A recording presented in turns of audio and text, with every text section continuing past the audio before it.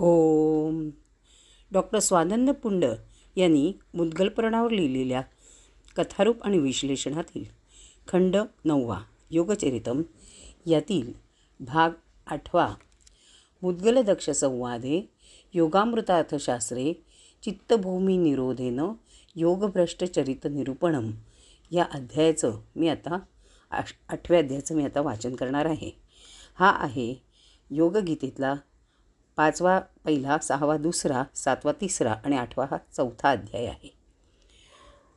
श्री दक्ष म्हणतात, योगशांतीला प्राप्त होऊन नित्य योगाचा अभ्यास करून ब्रह्मात ब्रह्मभूत झालेले ते योगी योगभ्रष्ट कसे होतात? मायामय असे हे जगत नानाविध भ्रमाने भरलेले आहे हे जाणवल्यावरही पुनश्च त्यात अडकण्यासाठी ते योगी भ्रष्ट कसे होतात? हे काय कौतुक आहे ते हे मुनिवर्या कृपया मला सांगा. श्री मुद्गलाचार्य म्हणतात, ब्रह्मात ब्रह्मरूप झालेल्या बिंबरूप झालेल्या भोग्याच्या देहधारणेमुळे शिल्लक असलेल्या बुद्धीत तिच्या विमोहाने मोहयुक्त होतो. नानाविध भोग्यांना पाहून स्वतः मोहाने मोहित होतो. त्यांच्यात रसयुक्त होऊन नित्य त्यांची इच्छा बाळगत असतो. मात्र हे दक्षा, तेथे त्यांच्या हृदयात विवेक जागृत असतो. हे बुद्धिविशारदा, त्यांचे स्वरूप सांगतो ते श्रवण कर. मी योगाने ब्रह्मात ब्रह्मभूत आहे यात संशयच नाही. मी शुभाशुभ काही केले तरी त्याचे मला पापपुण्य नाहीच. तेव्हा मी नित्य आदरपूर्वक भोगांचा त्याग करून राहील त्यावेळी माझ्या योगाची वृत्ती होणार नाही हे निश्चित.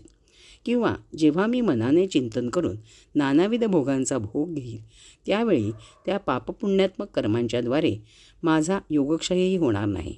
म्हणून मी योग सोडून दुःखात का राहावे? विधिनिषेधयुक्त शांतीत तरी कशाला राहायचे? असा मनात निश्चय करून योगी विविध भोगात क्रमाक्रमाने रसयुक्त होऊन त्या भोगात रमतात. हा योगांच्या हृदयात भ्रांती देणारा मोह म्हटला जातो. त्यामुळे ते शांती सोडून पापपुण्यावर होतात. त्यानंतर ते कामनांचा आधार घेऊन देहसौख्यप्रद अशा कामनांनी पापपुण्यपरायणरित्या विविध भोगांची इच्छा करतात. भोगामध्ये रत झालेल्या त्यांच्या कामनेत कोणी विघ्न आणले तर ते क्रोधयुक्त होतात. ज्यांनी त्यांच्या भोगात विघ्न आणले त्यास भिन्नभावपरायण मानून शत्रू समजतात. त्यानंतर क्रमाने अज्ञानाची उत्पत्ती होते. योगी त्याने युक्त होऊन विघ्न आणणाऱ्या त्यास मारण्यास प्रयासरत होतो. शत्रूला शिक्षा देण्याकरता विविध भावांनी विविध साधनांचा उपयोग करून त्याला जिंकून तो प्रयत्नपूर्वक विविध भोग भोगतो. हे प्रजापते, आपल्या परक्याचे ज्ञान गमावलेल्या त्याचे तेच अज्ञान शत्रुमित्र प्रदर्शन घडवणे बंद करते. अर्थात हा विवेकच त्यास उरत नाही. असा झाल्यावर क्रमाने शांतीची मृस्मृती होते. त्याद्वारे तो देहासच सत्यरूपात मी मानू लागतो. देहाला संतोष मिळाला की आम भाग्यवर्जित तो स्वतःस कृतकृत्य समजतो. मग युगाचा त्याग करून स्वतः बिंबी होतो. बिंब असूनही तो स्वतःस बिंबी प्रतिबिंबधारी मानू लागतो. बिंबात तन्मय भावाने जात नाही यात संशयच नाही. अशा क्रमाने तो योगी कधीही योगाचा आश्रय न घेता शांतहीन स्वभावाने तसाच राहतो. शरीर सुखयुक्त झाले की तो सुखी होतो. शरीर दुःखयुक्त झाले की दुःखी. अशाच विविध भावनांनी ग्रस्त होतो. त्यास कधीही लेशमात्र शांती लाभत नाही. असंतोषयुक्त होऊन भोगेच्छेने लिप्त होऊन नित्य भ्रमण करीत राहतो. भोगासाठी नित्य विविध पापांचे आचरण करतो. पुण्य तथा विधिनिषेधाचा त्याग करीत पापाचरण करतो. वर्णाश्रमयुक्त झालेला योगभ्रष्ट योगी स्वधर्माने युक्त असणाऱ्या पुण्याचा स्वधर्माचा त्याग करून पापाचरण करतो. युगाचा त्याग करून नर निरंतर मोहयुक्त होऊन विशेषत्वाने भोग भोगतो. त्यास योगभ्रष्ट म्हणतात. त्याच्या हृदयात विवेक असतो, पण तो विवेक मोहदायक असतो. ब्रह्मात ब्रह्मरूप असा मी पापपुण्यविहीन आहे. अशा अयोग विचारांनी जणू मला पापपुण्य नाहीच म्हणत अयोग्याचरण करीत राहतो. परिणामी आणखी अधोगती होते. अंती तो द्वंद्व दुःखदायी नरकात जातो. घोर अशा यातना भोगून पुनरपी पृथ्वीवर पुनर्जन्मरूपात येऊन पडतो. श्री दक्ष म्हणतात, हे योगेंद्रा, दयाळूपणे युगभ्रष्टाची गती वर्णन करावी. तो नरकात जाऊन भीषण यातना कशा भोगतो? कर्मफलाचा परित्याग केल्यावर त्याचा या लोकी जन्म कसा होतो?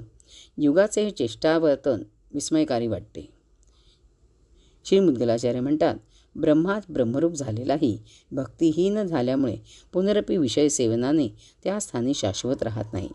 अपार पुण्याच्या योगाने त्या जीवाची कधीतरी सर्वश्रेष्ठ योगदायी ब्रह्मात रसोत्पत्ती होते, मात्र ती शाश्वत टिकत नाही. कारण देह विषय संयोगाने द्वंद्वभाव परायण झालेल्या त्याचे पुण्य काही थोडे नष्ट होते. असा कधीतरी ब्रह्मसाक्षात्कार झालेला पण परिपूर्णरित्या ब्रह्मलीन न झालेला तो योगी केलेल्या अल्पस्वल्प पापपुण्याने मृत झाला असता अंती कैलास, वैकुंठ, शक्तिलोक, सौरलोक, ब्रह्मलोक अथवा इंद्रलोकात स्वर्गात जातो यात संशय नाही. शोक हर्षप्रद नाना द्वंद्वांनी युक्त विश्व युगांसाठी नरकच होय, असेच शास्त्रात वर्णिले आहे यात संशयच नाही. कारण ब्रह्मात ब्रह्मपरायण झालेला असूनही तो उत्पत्तीनाश संयुक्त द्वंद्वात पुनरपी आसक्त होतो. वैकुंठादिक स्थानी जाऊन निरंतर द्वंद्वाचा आनंद भोगतो. उत्पत्तीनाश संयुक्त नानाविध भोगात परायण होतो. आता तो योगी स्वर्गनामक नरकाचा द्वंद्वमय भोग भोगून पुनरपी जन्म धारण करतो. योगी कुळात, तापस कुळात, ज्ञानवंतांच्या कुळात त्याचा जन्म होतो. तो तेथे पुनरपी योगाचरण करतो. पूर्वसंस्कारांच्या योगे तो कधीही भोगात रमत नाही. अल्पबाबींच्या आकांक्षेत त्याचे चित्त रमत नाही. हे ब्रह्मपुत्रा दक्षा, शांतियुक्त स्वभावाने शरीराचे पोषण करून तो पुनरपी योगभ्रष्ट होत नाही. योगसंस्कारांच्या पुण्याने योग स्थिती प्राप्त होऊन अंती तो योगी ब्रह्मात तदाकार होतो. हे योगभ्रष्टाचे पूर्ण चरित्र तुला सांगितले. हे धातापुत्र दक्षा, आणखीन काय ऐकण्याची इच्छा आहे ते सांग, मी तुला ते ऐकवीन. इति श्री ओम तत्सदिति श्रीमदान्ते पुराणोपनिषदि श्रीमन्मौद्गले महापुराणे नवमे खण्डे योगचरिते मुद्गलदक्षसंवादे योगामृतार्थशास्त्रे चित्तभूमिनिरोधेन योगभ्रष्टचरितनिरूपणं नाम अष्टमोऽध्यायः समाप्तः. योगगीतेचा 4था भाग संपला. श्री गजाननार्पणमस्तु. अध्याय 8वा संपूर्ण. जय गजानन.